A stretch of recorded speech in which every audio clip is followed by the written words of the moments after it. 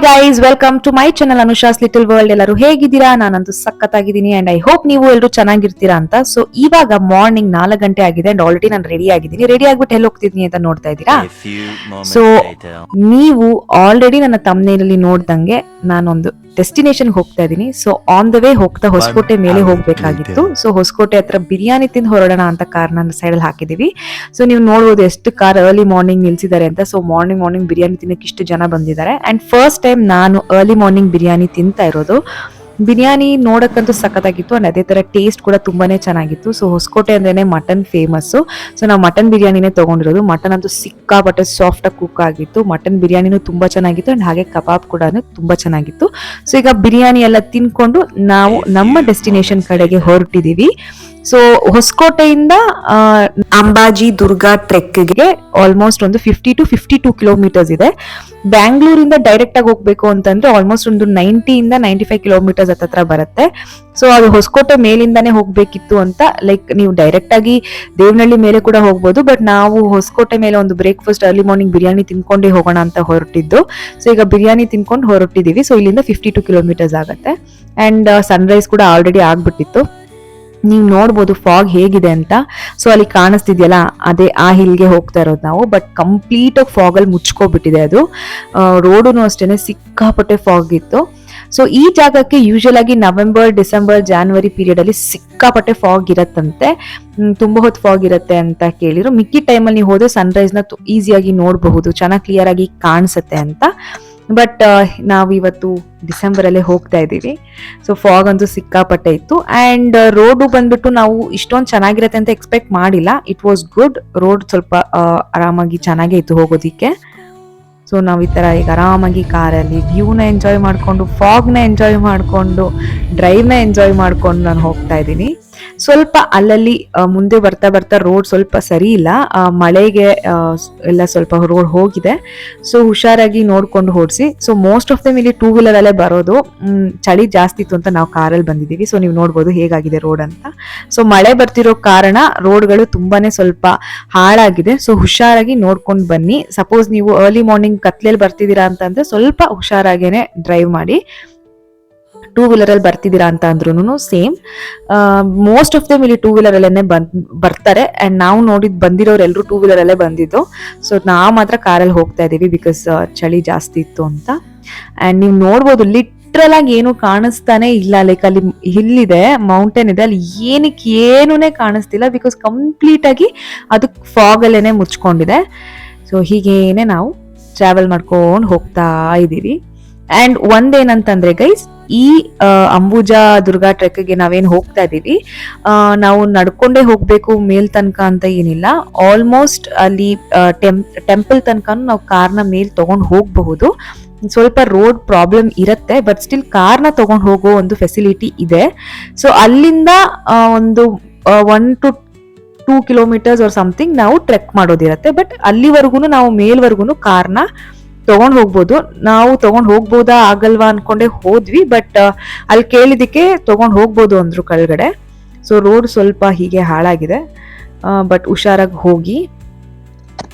ಈಗ ನಾವು ಮೇಲ್ಗಡೆ ಹತ್ತಕ್ಕೆ ಸ್ಟಾರ್ಟ್ ಮಾಡಿದೀವಿ ಅಂತಂದ್ರೆ ಮೌಂಟ್ ಹಿಲ್ನ ಕ್ಲೈಮ್ ಮಾಡಕ್ ಸ್ಟಾರ್ಟ್ ಮಾಡಿದೀವಿ. ಸೊ ಮೇಲ್ ಹೋಗ್ತಾ ಹೋಗ್ತಾ ಚಳಿ ಇನ್ನೂ ಜಾಸ್ತಿ ಆಗ್ತಿದೆ ಅಂಡ್ ಫಾಗ್ ಕೂಡ ಇನ್ನ ಜಾಸ್ತಿ ಆಗ್ತಾ ಇದೆ.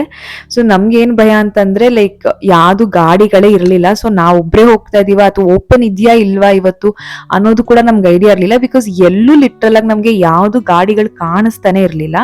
ಸೊ ಮೇಲ್ ಬರ್ತಾ ಬರ್ತಾ ನೀವು ನೋಡ್ಬೋದು ರೋಡ್ ಹೇಗಿದೆ ಅಂತ. ಸೊ ಇದೇ ತರನೇ ರೋಡ್ ಇರುತ್ತೆ, ಸ್ವಲ್ಪ ಮಳೆ ಇರೋದ್ರಿಂದ ಕೊಚ್ಚಿದ ತರಾನು ಇರುತ್ತೆ. ಸೊ ಅದಕ್ಕೋಸ್ಕರನೇ ಹೇಳ್ತಾ ಇದೀನಿ, ಸ್ವಲ್ಪ ಹೋಗುವಾಗ ಹುಷಾರಾಗಿ ನೋಡ್ಕೊಂಡು ಹೋಗಿ. ಕಾರ್ ಆಗಿದ್ರೆ, 2 ವೀಲರ್ ಆಗಿದ್ರೇನು ಅಷ್ಟೇನೆ. ಸೊ ಕಾರ್ ಇದ್ರೂ ಅಷ್ಟೇನೆ, ಲೈಕ್ ನಿಮ್ ಕಾರು ಸರಿ ಇದೆಯಾ, ಟೈರ್ ಗಿಯರ್ ಎಲ್ಲ ಚೆಕ್ ಮಾಡ್ಕೊಂಡೇ ಹೋಗಿ ಬಿಕಾಸ್ ರೋಡ್ ಫುಲ್ ಇದೇ ತರಾನೇ ಇರುತ್ತೆ. ಸಪೋಸ್ ಥಾರ್ ಇದೆ ಅಥವಾ ಜೀಪ್ಗಳಿದೆ ಅಂತ ಅಂದ್ರೆ ಈ ತರ ಆಫ್ ರೋಡಿಂಗ್ಗೆ ಸಕ್ಕತ್ತಾಗಿರುತ್ತೆ. ಸೊ ಇದು ಕಂಪ್ಲೀಟ್ ಆಫ್ ರೋಡಿಂಗು. ಸೊ ನೀವು ನೋಡಿ ರೋಡ್ ನೀವು ನೋಡ್ತಾ ಇರಿ ಹೋಗ್ತಾ ಹೋಗ್ತಾ. ವಿಡಿಯೋ ಕ್ಲಾರಿಟಿ ಅಷ್ಟು ಕಾಣಿಸ್ತಿಲ್ಲ because of the fog. Literal ಆಗಿ ಏನು ಕಾಣಿಸ್ತಿಲ್ಲ, ಅಷ್ಟು ಫಾಗ್ ಇತ್ತು ನಮ್ಗೆ. ಅದೊಂದು ಪ್ರಾಬ್ಲಮ್ ಇತ್ತು, ಗಾಡಿ ಓಡಿಸುವಾಗ ಫಾಗ್ ಹೆವಿ ಇರತ್ತೆ. ನೀವು ನೋಡ್ಬೋದು, ನಾನು ವಿಂಡೋ ಓಪನ್ ಮಾಡಿದೆ, ಮೇಲೆ ಹೋಗ್ತಾ ಇದೀವಿ, ಕಂಪ್ಲೀಟ್ ಆಗಿ ಫಾಗ್ ಅಲ್ಲಿ ಮುಚ್ಕೊಂಡಿದೆ. ಸೊ ಮುಂದೆಗಡೆ ಗಾಡಿ ಯಾವ್ದಿದೆ ಅಂತ ಕೂಡ ನಮ್ಗೆ ಕರೆಕ್ಟ್ ಆಗಿ ಗೊತ್ತಾಗಲ್ಲ. ಸೊ ಅಷ್ಟು ಫಾಗ್ ಇತ್ತು ಅಂಡ್ ಚಳಿ ಅಂತೂ ಹೆವಿ ಅಂದ್ರೆ ಹೆವಿ ಆಗ್ತಿದೆ. ಕಿವಿ ಎಲ್ಲ ಮುಚ್ಕೊಳ್ಳಿ ಹೋಗುವಾಗ, ಆ್ಯಂಡ್ ಚೆನ್ನಾಗಿ ವಾರ್ಮ್ ಆಗಿ ಬಟ್ಟೆ ಹಾಕೊಂಡು ಹೋಗ್ಬೇಕಾಗತ್ತೆ. ಬಿಕಾಸ್ ಹೆವಿ ಅಂದರೆ ಹೆವಿ ಚಳಿ ಇತ್ತು, ಆ್ಯಂಡ್ ಲೈಟಾಗಿ ಡ್ರಿಸಲ್ ಬೇರೆ ಹಾಕ್ತಿತ್ತು. ಫಾಗ್ ಅಂತೂ ಕಂಪ್ಲೀಟಾಗಿ ಮುಚ್ಕೊಂಡ್ಬಿಟ್ಟಿತ್ತು. ಸೊ ಆಫ್ ರೋಡಿಂಗಂತೂ ಒಳ್ಳೆ ಮಜಾ ಬರುತ್ತೆ. ಆ ಥರ ಜೀಪು ಅಥವಾ ತಾರ್ಗಿ ಇತ್ತು ಅಂದರೆ ನಿಮಗೆ ಡ್ರೈವ್ ಮಾಡೋರಿಗೆ like it will be like paradise, ಅಷ್ಟು ಸಖತ್ತಾಗಿರುತ್ತೆ. ಸೊ ಹುಷಾರಾಗಿ ನೀವು ಈ ಟ್ರೆಕ್ನ ಮಾಡಬೇಕಾಗತ್ತೆ. ಓ ಮೈ ಗಾಡ್, ಫಾಗ್ ನೋಡಿ ಗೈಸ್ ಹೇಗಿದೆ ಅಂತ. ಫುಲ್ಲಿ ಫಾಗಿ, ಲಿಟ್ರಲಾಗಿ ಎದುರುಗಡೆ ಏನಿದೆ ನೋಡಿ, ಮುಂದೆ ಹೋಗ್ತಾನೆ ಗೊತ್ತಾಗುತ್ತೆ ಸ್ವಲ್ಪ ಏನಿದೆ ಅಂತ. ಇಲ್ಲ ಅಂತಂದರೆ ಲಿಟ್ರಲಾಗಿ ದೂರದಿಂದ ಕಡೆ ಏನಿದೆ ಅನ್ನೋದೇ ಕೂಡ ಗೊತ್ತಾಗಲ್ಲ, ಅಷ್ಟು ಫಾಗಿ ಆಗಿದೆ. ಆ್ಯಂಡ್ ಡ್ರಿಸಲ್ ಬೇರೆ ಹಾಕ್ತಿದೆ, ಸಖತ್ತಾಗಿದೆ ವ್ಯೂ ನೋಡೋದಕ್ಕೆ. ಸೊ ಈಗ ಬಂದು ನಾವಿಲ್ಲಿ ಕಾರ್ನ ಪಾರ್ಕ್ ಮಾಡಿದೀವಿ.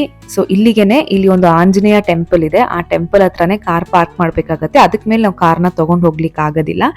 ಸೊ ಇಲ್ಲಿ ಕಾರ್ನ ಪಾರ್ಕ್ ಮಾಡಿ ನಾವು ಇಲ್ಲಿಂದ ಟ್ರೆಕ್ ಮಾಡಿಕೊಂಡು ಹೋಗಬೇಕು. ಆ್ಯಂಡ್ ಇಲ್ಲಿ ಒಂದು ಪ್ರಸಾದಾಲಯ ಅಂತ, ಇಲ್ಲಿ ಒಂದು 9 ಗಂಟೆ ಮೇಲೆ ಪ್ರಸಾದನ ಕೊಡ್ತಾರೆ. ಅಂದರೆ ಇಲ್ಲಿ ಅನ್ನ, ಸಾರು, ಮುದ್ದೆ ಇದನ್ನೆಲ್ಲ ಊಟ ಥರ ಪ್ರಸಾದ ಊಟನ 9 ಗಂಟೆ 10 ಗಂಟೆ ಮೇಲೆ ಬರೋ ಜನಕ್ಕೆ ಹಾಕ್ಕೊಡ್ತಾರೆ. ಇಲ್ಲಿ ಮೇ ಬಿ ಮಾರ್ನಿಂಗ್ ಬ್ರೇಕ್ಫಾಸ್ಟ್ ಇರುತ್ತೆ 9 ಗಂಟೆ ಮೇಲೆ, ಆ್ಯಂಡ್ ಮಧ್ಯಾಹ್ನ ಲಂಚ್ ಇರುತ್ತೆ. ಸೊ ಬಂದವ್ರಿಗೆಲ್ಲ ಇಲ್ಲಿ ಪ್ರಸಾದ ಥರ ಊಟ ಹಾಕ್ತಾರೆ. ಆ್ಯಂಡ್ ಈ ಜಾಗನ ನೀವು ನೋಡ್ಬೋದು. ಸೊ ಈ ಟೆಂಪಲ್ ಹತ್ರನೇ ನಿಮ್ಮ ಕಾರ್ನ ನೀವು ಪಾರ್ಕ್ ಮಾಡಬೇಕಾಗತ್ತೆ. ಅಷ್ಟು ಕ್ಲಿಯರಾಗಿ ಕಾಣಿಸ್ತಿದ್ಯಾ ಇಲ್ಲೋ ನಂಗೆ ಗೊತ್ತಿಲ್ಲ because of the fog. But ಇಲ್ಲಿ ನೀವು ಕಾರ್ನ ಪಾರ್ಕ್ ಮಾಡಿ ಇಲ್ಲಿಂದ ನೀವು ಮೇಲೆ ಹೋಗಬೇಕು. ಸೊ ಆಲ್ಮೋಸ್ಟ್ ನಿಮಗೆ 3 to 4 ಟೆಂಪಲ್ಸ್ ನಿಮಗೆ ಈಚ್ ಒಂದೊಂದು ಮೌಂಟೇನ್ ಮೇಲೆ ಹತ್ತುತ್ತಾ ಸಿಗುತ್ತೆ. ಸೊ ಇದು first temple Anjaneya temple. So ನೀವು ಅಲ್ಲಿ ನೋಡ್ಬೋದು, ನನ್ನ ಕಾರ್ನ ನಾನು ಅಲ್ಲಿ ಪಾರ್ಕ್ ಮಾಡಿದ್ದೀನಿ.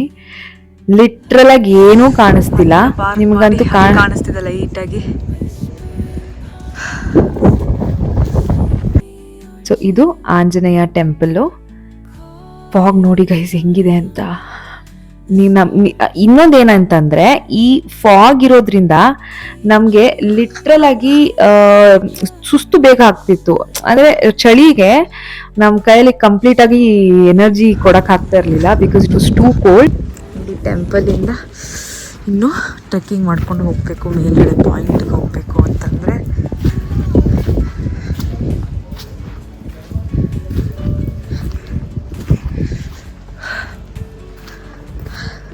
ಇಲ್ಲಿಂದ ಇನ್ನೊಂದು ಕಿಲೋಮೀಟರ್ ಮೇಲೆ ನಡ್ಕೊಂಡು ಹೋಗ್ಬೇಕು, ಬಟ್ ಹೆವಿ ಕೋಲ್ಡ್ ಇದೆ. ಸೊ ಅಲ್ಲಿಂದ ಈಗ ನಾವು ನಡ್ಕೊಂಡು ಹಿಂಗೆ ಬಂದರೆ ಇಲ್ಲಿ ಒಂದು ಟೆಂಪಲ್ ಇದೆ. ಇದು ಶಿವನ್ ಟೆಂಪಲ್ಲು. ಸೊ ನೀವು ನೋಡ್ಬೋದು ರೋಡ್ ಇಲ್ಲಿ ಹೇಗಿದೆ ಅಂತ. ಇಲ್ಲಿ ಡೆಫಿನೆಟ್ ಆಗಿ ಗಾಡಿ ತೊಗೊಂಬರೋದು ಕಷ್ಟನೇ, ಕಾರ್ನ ತರೋಕ್ಕಾಗಲ್ಲ. ಸೊ ಫುಲ್ ಮಣ್ಣಾಗಿದೆ ಇಲ್ಲಿ. ಸೊ ಇಲ್ಲಿಂದ ಈಗ ಹಂಗೆ ಮೇಲೆ ನಡ್ಕೊಂಡು ಹೋದ್ರೆ ಇಲ್ಲಿ ಒಂದು ಟೆಂಪಲ್ ಇದೆ. ಸೊ ಇದೇನೆ ಅಂಬಾಜಿ ದುರ್ಗಾ ಟೆಂಪಲ್ ಇದೇನೆ. ಸೊ ಈ ಟೆಂಪಲ್ ಬಂದ್ಬಿಟ್ಟು ಈ ಒಂದು ಇದ್ರಲ್ಲಿದೆ. ಸೊ ಇಲ್ಲಿಂದ ಇನ್ನೂ ಮೇಲ್ ಹೋಗೋದಿರುತ್ತೆ. ಸೊ ಫಸ್ಟ್ ಈ ಟೆಂಪಲ್ ನಾವು ನೋಡ್ಕೊಂಡೇನೆ ಮೇಲ್ ಹೋಗ್ಬೇಕು. ಸೊ ಇಲ್ಲೂ ಅಷ್ಟೇನೆ, ಇಲ್ಲಿ ಸಿಕ್ಕಾಪಟ್ಟೆ ಚಳಿ ಇತ್ತು, ಆಗ್ತಾ ಇಲ್ಲ ನಮ್ಮ ಕೈಯಲ್ಲಿ. ಬಿಕಾಸ್ ಇಷ್ಟಕ್ಕೆ ಸುಸ್ತಾಗ್ತಿದೆ, ಬಿಕಾಸ್ ಇಟ್ಸ್ ಟೂ ಕೋಲ್ಡ್ ಆಗಿರೋದ್ರಿಂದ ನಮಗೆ ಬೇಗ ಟಯರ್ಡ್ನೆಸ್ ಫೀಲ್ ಆಗ್ತಾ ಇದೆ, ಸುಸ್ತಾಗ್ತಾ ಇದೆ, ಹೋಗಕ್ಕೆ ಆಗ್ತಾ ಇಲ್ಲ ಮೇಲ್ಗಡೆ ನಮಗೆ ಹತ್ತಕ್ಕೆ. ಆ್ಯಂಡ್ ಫಾಗ್ ತುಂಬ ಇರೋದ್ರಿಂದ ಕೂದಲು ಮುಖ ಎಲ್ಲ ಒದ್ದೆ ಆಗ್ತಾ ಇದೆ ನಮಗೆ. ಸಿಕ್ಕಾಪಟ್ಟೆ ಫಾಗ್ ಇದೆ. ಸೊ ನೀವು ನೋಡ್ಬೋದು, ನಡ್ಕೊಂಡು ಹೋಗ್ತಿದ್ರೆ ಮುಂದೆಗಡೆ ಯಾರು ಇರ್ತಾರೆ ಅನ್ನೋದು ಅಷ್ಟು ಕ್ಲಿಯರಾಗಿ ಗೊತ್ತಾಗಲ್ಲ, ಅಷ್ಟೊಂದು ಫಾಗ್ ಇದೆ. ಸೊ ಇಲ್ಲಿ ಇವಾಗ ದೇವಸ್ಥಾನ ಈಗ ಮುಚ್ಚಿದ್ದಾರೆ, ಇನ್ನು ಓಪನ್ ಆಗಿಲ್ಲ. ಸ್ವಲ್ಪ ಹೊತ್ತರಲ್ಲಿ ಮೇ ಬಿ ಓಪನ್ ಮಾಡಬಹುದು ಅನ್ಸುತ್ತೆ. ಆ್ಯಂಡ್ ಇಲ್ಲಿ ಒಂದು ಸ್ವಲ್ಪ ಇಲ್ಲೇನೋ ಒಂದು ಹಗ್ದಿದ್ರು, ನಾನೇನೋ ನೀರಿರುತ್ತೆ ಅಂದ್ಕೊಂಡು ಹೋದೆ, ಬಟ್ ಏನೂ ಇಲ್ಲ. ನಾನೊಂದು ವ್ಲಾಗಲ್ಲಿ ನೋಡಿದ್ದೆ, ಇಲ್ಲಿ ಯಾವುದೋ ಒಂದು ದೇವಿದು ಮೂರ್ತಿ ಒಳಗಡೆ ಇಟ್ಟು ನೀರು ತುಂಬಿತ್ತು.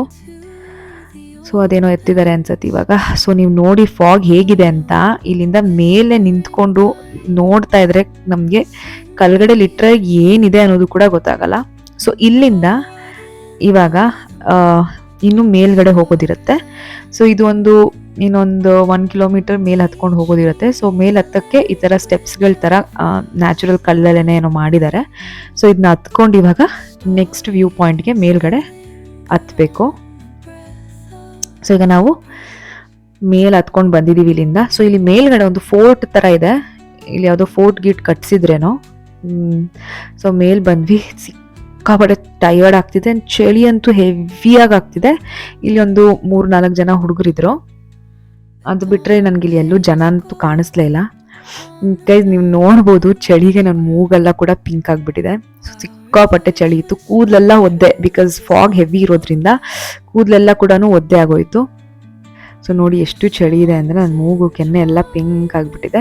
ಬಟ್ ಚೆನ್ನಾಗಿದೆ, ಒಂಥರ experience was really good. But ನಾವು ಏನು ನೋಡೋಕೆ ಬಂದ್ವು, ವ್ಯೂ ಅಂತೂ ನಮ್ಗೆ ಏನೂ ಕಾಣಿಸ್ತಿಲ್ಲ, ಬರೀ ಫಾಗ್ ಇದೆ. ಏನಂತ ನೋಡೋಣ, ಲಿಟ್ರಲ್ ಆಗಿ ಏನೂ ಇರಲಿಲ್ಲ ನೋಡೋದಕ್ಕೆ, ಕಾಣಿಸ್ತಾನೆ ಇಲ್ಲ ಏನು ನೋಡೋಕ್ಕೆ. ತುಂಬ ಹೊತ್ತು ವೆಯ್ಟ್ ಮಾಡಿದ್ವಿ ನಾವು, ಆಲ್ಮೋಸ್ಟ್ ಒಂದು 1 hour 2 hour ಕೂತ್ಕೊಂಡು ವೆಯ್ಟ್ ಮಾಡಿದ್ವಿ. ನಮಗೆ ವ್ಯೂ ಅಂತೂ ಏನಕ್ಕೇನು ಕಾಣಿಸ್ತಾ ಇಲ್ಲ, ಚಳಿ ಮಾತ್ರ ಹೆವಿ ಆಗ್ತಾ ಇದೆ.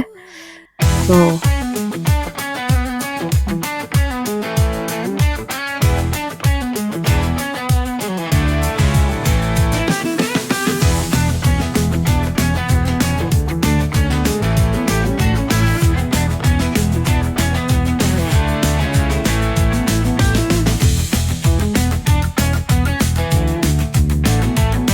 ವೆಯ್ಟ್ ಮಾಡಿದ್ವಿ, ಏನು ವ್ಯೂ ಕಾಣಿಸ್ತಿಲ್ಲ. ಇನ್ನೂ ಮೇಲೆ ಹೋಗೋದಿತ್ತು, ಬಟ್ ಫಾಗ್ ತುಂಬಾ ಇರೋದ್ರಿಂದ ಹೋಗಕ್ ಆಗ್ಲಿಲ್ಲ ನಾವು, ಫಾಗ್ ಕಮ್ಮಿ ಆಗೋ ತರ ಕಾಣಿಸ್ತಾ ಇಲ್ಲ. ಸೊ ಈಗ ಕೆಳಗಡೆ ಇಳಿದ್ ಬಂದ್ವಿ. ಇನ್ನು ಸ್ವಲ್ಪ ಹೊತ್ತು ವೆಯ್ಟ್ ಮಾಡೋಣ ಕಾರಲ್ಲೇ ಕುತ್ಕೊಂಡು ಅಂತ ಅನ್ಕೊಂಡಿದೀವಿ. ಸೊ ದಟ್ ಫಾಗ್ ಈಗ ಕಮ್ಮಿ ಆದ್ರೆ ವ್ಯೂ ಹೋಗಿ ನೋಡ್ಬೋದೇನೋ ಅಂತ. Will see. ಒಂದು ಬಿಸಿ ಬಿಸಿ ಕಾಫಿ ಸಿಕ್ಕಿದ್ರೆ ಈ ಟೈಮಲ್ಲಿ ಸಖತ್ತಾಗಿರ್ತಿತ್ತು. ಬಟ್ ನಾನು ಕಾಫಿಗೋಸ್ಕರ ತುಂಬಾ ಹುಡ್ಕಾಡಿದೆ, ಬಟ್ ಅದೆಲ್ಲೂ ಕಾಫಿ ಇಲ್ಲ. ಇದು ಒಂದೇ ಇರೋದು ಪ್ರಸಾದಾಲಯ ಅಂತ, ಅದು ಬಿಟ್ಟರೆ ಬರೀ ಏನೂ ಇಲ್ಲ. ಸೊ ಈಗ 1 hour ಆಯ್ತು, 9 ಗಂಟೆ ಆಯ್ತು. ನಾವು ಅವಾಗ ಬಂದವರು 7:30 ಹಂಗೆ ಬಂದವರು. 7 ಗಂಟೆಗೇನೋ ಬಂದ್ವಿ. ಈಗ 9 ಗಂಟೆವರೆಗೂ ವೆಯ್ಟ್ ಮಾಡಿದ್ವಿ. ಫಾಗ್ ಅಂತೂ ಹೋಗೇ ಇಲ್ಲ ಗೈಸ್. 9 ಗಂಟೆ ಹೇಗಿದೆ ನೋಡಿ ಫಾಗು. ಸ್ವಲ್ಪ ಲೈಟಾಗಿ ಕೆಳಗಡೆ ಇಳಿತಾ ಕ್ಲಿಯರ್ ಆಗ್ತಾ ಇದೆ. ಸೊ ಇಲ್ಲಿಂದಾದ್ರೂ ವ್ಯೂ ನೋಡೋಣ ಅಂತ ಲೈಟಾಗಿ ಸೈಡಲ್ಲಿ ಕಾರ್ನ ನಿಲ್ಸಿದೀವಿ. ಅದು ಬಿಟ್ಟು ಮೇಲಿಂದ ಅಂತೂ ವ್ಯೂ ಅಂತೂ ಏನೂ ಕಾಣಿಸ್ತಾ ಇಲ್ಲ. ಆ್ಯಂಡ್ ಫಾಗ್ ಅಲ್ಲಿ ಸಿಕ್ಕಾಪಟ್ಟೆ ತಿಕ್ಕಾಗಿದೆ. ಸೊ ಕೆಳಗಡೆ ಇಳಿತಾ ಫಾಗ್ ಒಂಚೂರು ಕಮ್ಮಿ ಆಗ್ತಾ ಇದೆ. ಆ್ಯಂಡ್ ನಮಗೆ ವ್ಯೂ ಸ್ವಲ್ಪ ಆದರೂ ಇಲ್ಲಿಂದ ಕಾಣಿಸ್ತಾ ಇದೆ ಗೈಸ್. ಸೊ ನೀವು ಡಿಸೆಂಬರ್ ಟೈಮಲ್ಲಿ ಈ ಒಂದು ಮಂತಲ್ಲಿ ಹೋಗ್ತಾ ಇದ್ದೀರಾ ಅಂತಂದರೆ, ನೀವು ವ್ಯೂ ನೋಡಬೇಕು ಅಂತಂದರೆ ಸ್ವಲ್ಪ ಲೇಟಾಗೆ ಹೊರಡಿ. ಬಟ್ ಸನ್ರೈಸ್ ನೋಡೋದು ಐ ಥಿಂಕ್ ಡೌಟೇನೆ, ಬಿಕಾಸ್ ತುಂಬಾ ಫಾಗ್ ಇರುತ್ತೆ. ಮಿಕ್ಕಿದ ಮಂತ್ಸಲ್ಲಿ ಹೋಗ್ತಿದ್ದೀರಾ ಅಂತಂದರೆ ಪ್ರಾಬಬ್ಲಿ ನೀವು ಸನ್ರೈಸ್ನ ಮಾರ್ನಿಂಗ್ ನೋಡ್ಬೋದು. ಸೊ ಇವಾಗ ಫಾಗು ಕಮ್ಮಿ ಆಗ್ತಾ ಇದೆ ಗೈಸ್. ಸೊ ಇವಾಗ ಇಲ್ಲಿ ಸೈಡಲ್ಲಿ ನಿಲ್ಲಿಸ್ಬಿಟ್ಟು ಒಂದು ಸ್ವಲ್ಪ ಫೋಟೋ ತೊಗೊಳ್ಳೋಣ ಅಂದ್ಕೊಂಡಿದ್ದೀವಿ. ಸೊ ಅಲ್ಲೇನೆ ಇವಾಗ ನಾವು ಪಾಯಿಂಟಿಗೆ ಹೋಗಿದ್ದು. ಆ ಪಾಯಿಂಟಿಂದ ಇವಾಗ ನಾವು ಇಲ್ಲಿ ಇಳಿದು ಬಂದ್ವಿ. ಇಲ್ಲಿ ಕಾರ್ ಸೈಡಲ್ಲಿ ಪಾರ್ಕ್ ಮಾಡಿ ಇಲ್ಲಿ ಒಂದು ಸ್ವಲ್ಪ ಫೋಟೋಸ್ ತೊಗೊಳ್ಳೋಣ ಅಂತಿದ್ದೀವಿ. It's a good place to take photos. So ನಾವು ಹೋಗಿದ್ದು ಆ ಪೀಕ್ಗೆ, ಅಲ್ಲಿಂದ ಇವಾಗ ಇಳಿದು ಬಂದಿರೋದು. ಸೊ ಇಲ್ಲಿ ಫೋಟೋಸ್ ತೊಗೊಳಕ್ಕೆ ಚೆನ್ನಾಗಿದೆ. ಸೊ ಈಗ ಸ್ವಲ್ಪ ಲೈಟಾಗಿ ಬಿಸಿಲು ತೆಗಿತಾ ಇದೆ, but it's good. Had a good day. ಇನ್ನೂ ಫಾಗ್ ಆ ಕಡೆ ಎಲ್ಲ ನೋಡ್ಬೋದಲ್ಲಿ, ಫಾಗ್ ಇನ್ನು ಹಾಗೆ ಇದೆ. ಈಗ ಸ್ವಲ್ಪ ಈ ಕಡೆ ಎಲ್ಲ ಫಾಗ್ ಕೆಳಗಡೆ ಹೋಗ್ತಾ ಇದೆ. ಸೊ ಈಗ ಮನೆಗೆ ಹೊರಡ್ತಾ ಇದ್ದೀವಿ. ಸೊ ಫುಲ್ ಕೆಳಗಡೆ ಬಂದ್ಮೇಲೆ ಇವ್ರು ಮೇನ್ ರೋಡ್ ಹತ್ರ ಬಂದಾಗ ಇಲ್ಲೊಂದು ಲೇಕ್ ಇತ್ತು ಗೈಸ್. ಹೋಗುವಾಗ ನಾನು ನೋಡಿಲ್ಲ, ಫಾಗ್ ಇದ್ದಿದ್ದ ಕಾಣಿಸೇ ಇಲ್ಲ. ಇವಾಗ ವಾಪಸ್ ಹೋಗ್ತಾ ನೋಡ್ತಾ ಇದ್ದೀನಿ, ಇಲ್ಲಿ ಒಂದು ಲೇಕ್ ಇದೆ. ಈ ಲೇಕ್ನ ಪಾಸ್ ಮಾಡ್ಕೊಂಡೇನೆ ನಾವು ಹೋಗ್ಬೇಕು. ಸೊ ಇವಾಗ ನಾವು ಲಂಚ್ಗೆ ಒಂದ್ ಕಡೆ ಹೋಗೋಣ ಅಂತ ಅನ್ಕೊಂಡಿದೀವಿ. ಸೊ ಇನ್ಸ್ಟಾಗ್ರಾಮ್ ಅಲ್ಲಿ ತುಂಬಾ ಕಡೆ ಈ ಜಾಗನ ನೋಡಿದ್ದೆ, ನಂದಿ ಫಿಶ್ ಲ್ಯಾಂಡ್ ಅಂತ. ಸೊ ಇಲ್ಲಿಗೆ ನಂದಿ ಹಿಲ್ಸ್ ರೋಡ್ ಅಲ್ಲಿ ಬಂದಿದೀವಿ. ಸೊ ಈಗ ಇಲ್ಲಿ ಲಂಚ್ ಮಾಡ್ಕೊಂಡು ಹೋಗೋಣ ಅಂತ ಕ್ರ್ಯಾಬು ಮತ್ತೆ ಫಿಶು, ನೀರ್ ದೋಸೆ, ಬಿರಿಯಾನಿ ಎಲ್ಲ ಆರ್ಡರ್ ಮಾಡಿದೀವಿ. ಈಗ ಊಟ ಮಾಡ್ಕೊಂಡು ವಾಪಸ್ ಇವಾಗ ಮನೆಗೆ ಊಟ ಮಾಡಿ ಮನೆಗೆ ಹೊರಡ್ತೀವಿ. ಸೊ ಈ ವಿಡಿಯೋ ನಿಮ್ಗೆ ಹೆಲ್ಪ್ಫುಲ್ ಆಗಿತ್ತು, ಇನ್ಫಾರ್ಮೇಟಿವ್ ಆಗಿತ್ತು ಅಂತ ಅನ್ಕೊಂತೀನಿ. ಈ ವಿಡಿಯೋ ನಿಮ್ಗೆ ಇಷ್ಟ ಆಗಿದೆ, ನನ್ನ ವಿಡಿಯೋನ ಲೈಕ್ ಮಾಡಿ, ಶೇರ್ ಮಾಡಿ, ಸಬ್ಸ್ಕ್ರೈಬ್ ಮಾಡಿ. ಹಾಗೆ ಪಕ್ಕ ಬೆಲ್ ಐಕಾನ್ ಇರುತ್ತೆ, ಅದನ್ನು ಕ್ಲಿಕ್ ಮಾಡೋದನ್ನ ಮರಿಬೇಡಿ ಅಂತ ಹೇಳ್ತಾ love you all. Meet you again in next vlog. Take care.